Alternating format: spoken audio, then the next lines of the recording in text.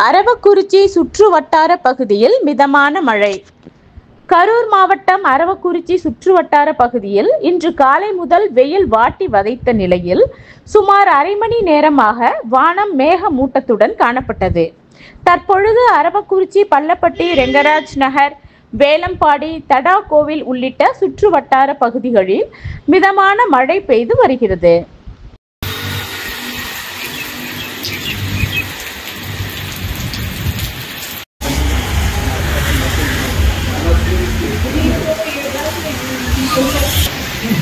உங்களே